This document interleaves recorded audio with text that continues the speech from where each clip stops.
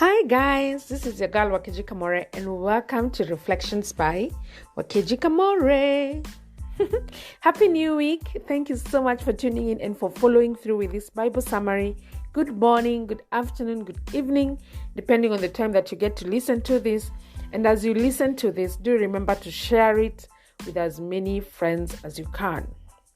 So today we are going to be covering Numbers chapter 9, where God reminds the Israelites about the Passover, and then also where we see the cloud over the tent of the meeting and what the cloud represented. So let's go straight to the summary. So in Numbers chapter 9, God spoke to Moses when he was still at Sinai desert. He told Moses to tell the Israelites that they were to come to celebrate the Passover with a celebration at an appointed time. The appointed time was to be on the 14th day of the first month at twilight. Moses told the Israelites, and they celebrated Passover in the Sinai desert at the appointed time. God also said that foreigners were also allowed to celebrate. However, some of the Israelites were not able to celebrate Passover on the appointed day because they were unclean ceremonially due to being around a dead body. They came to Aaron and Moses on the celebration day and told them that they were unclean and asked what they should do to be able to celebrate. So Moses told them to wait until he could speak to the Lord and the Lord would speak on the matter. Then God told Moses to tell the Israelites that they could celebrate the Passover when they were unclean or on a journey, but they could only do it on the 14th day of the second month during twilight. So this is exactly like a month after. For anyone that was not on a journey and ceremoniously clean but failed to celebrate Passover, they were to be cut off from the people because they did not present the offerings to God at the appointed time. This was to be the consequence for their sin. The covenant law tent, or rather the tabernacle, was put on the covenant law tent was put on the tabernacle day, and the cloud covered it. You guys remember when Moses and the Israelites had finished building the tabernacle or the holy tent or the tent of the meeting, there was a cloud that covered it, and that cloud meant the presence of God. The cloud remained above the tabernacle from evening until morning, and it resembled fire. So in the evening, the cloud resembled a fire. When the cloud was gone, the Israelites moved, and whenever the cloud returned, the Israelites camped there because God told them to do this. Even when the cloud stayed over the tent for a long time, it didn't matter whether it's a year or a month or whatever long time, they did not set out. And the Israelites obeyed the Lord's commands according to the instructions that God had given Moses. And that's the end of the summary. And today I want us to focus on this special cloud that had covered the holy tent or the tabernacle. And this cloud settled above the tent of the meeting or the tabernacle and represented the very presence of God. And it was a way of God.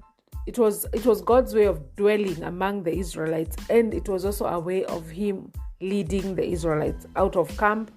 It was a way for them to know it's time for us to settle and to camp and wait. And it was a way for the Israelites to know it's time for us to go. So in the New Testament, first I'm just like, what? This is such a privilege to have God dwell among you and to also be led by Him. And that's how He did it in the Old Testament. But in the New Testament, we are the temple, and God dwells in us in the form of the Holy Spirit.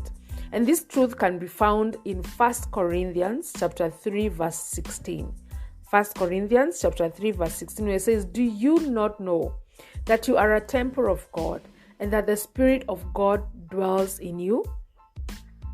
In the New Testament, we see the Holy Spirit leading even Jesus Himself. For instance, in Luke chapter 4, verse 1, it says, "Jesus, full of the Holy Spirit, returned from the Jordan, and He was led about by the Spirit in the wilderness." And just like the Israelites, we are to obey our guide. We are to move when He tells us to move. and to stay when he tells us to stay, because he will not be speaking of himself, but he will only be speaking that which he hears from God.